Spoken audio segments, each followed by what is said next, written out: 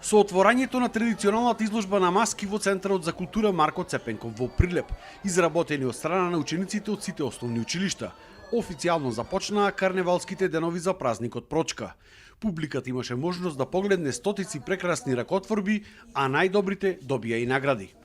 Ја почнав да ја градам пред 2 недели и ја изградав од природни материјали. Перушки од гулаб, вуница, кори од дрво и така. Така ми дојде и така лепев. Не мислев дека ќе освојам ништо, ама ето така. Секоја година учествуваш со своји маски на карневалот? Од 6-то одделение учествуваме, ова е прв пат да добија нешто. Сакав како да искажам дека цигарите се штетни и да не се пуши толку многу цигари. Ова ми е трет пат од кога учествувам. Во 7-мо зедов прво место, во 8-мо одделение зедов Гран При и сега чекаме награда за иновативна награда. За потребени 2500 филтри, вуница, тутунарски конец и тоа е се. 2 недели ја правевме, мајка ми помогна за да ја остварам маскава. Благодарност за прво освоената награда во категорија од 1 до 5 одделение. Оваа награда е за 4-то одделение од училиштето Добре Јовановски од Прилеп. Оваа награда е доказ за големиот вложен труд на учениците, за нивната креативност. Учествуваа во сите процеси на изработка од идејата, па до крајот на крајната реализација. Од комисијата која што ги оценуваше маските, вела дека имале навистина тешка работа за да го изберат победникот, затоа што оваа година имало навистина огромен број креации кои што биле прекрасно изработени и заслужувале награда. Оваа година имаме учесници како и секогаш од сите основни училишта, неколку од средните.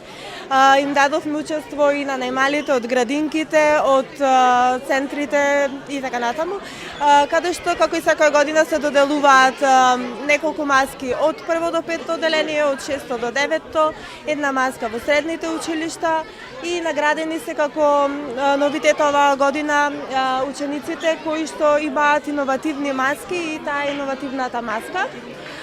Тоа е новина. Инаку му дадовме предност секако на иновациите на учениците на нивните рачни изработки. Не го сваќаме ова како изложба на уметност или изложба на креативност, туку ова е едно продолжување на традицијата. Сето ова создава впечаток дека стварно Прилеп го заслужува традиционалниот ден на Прочка, односно и мечкарите, кои што утре ги поканувам на дефилето пред нашиот плоштад да учествуваат и да ги видат сите пријавени кандидати. Централната манифестација ќе се случи во недела со дефиле на 30 на групни и поединечни маски во центарот на Прилеп, која што ќе започне од пред Центарот за култура, а маскираните учесници ќе се движат се до плоштадот Методи Андонов Ченто.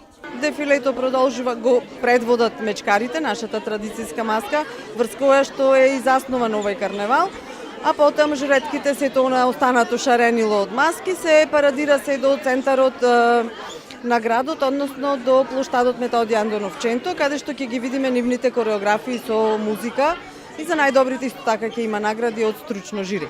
А во сабота, значи утре на 1 март, на платото кај градскиот сад, ќе имаме презентација на обичајот амкање, кој што е карактеристичен за овој празник од страна на Сдруженијето Преродба. Тоа ќе ги привлече минувачите кои што ги има многу во овој период, како домашни, така и гости од другите градови. Пријавувањето за карневалот е се уште отворено. Секој кој што не е стигнал може тоа се уште да го направи. А викендов сите угостителски објекти во Прилеп имаат продолжено работно време. И сите имаат подготвено своја програма со забави, како преку денот, така и во вечерните часови со жива музика. За посетителите кои што се очекува да дојдат во Прилеп од сите градови на Македонија.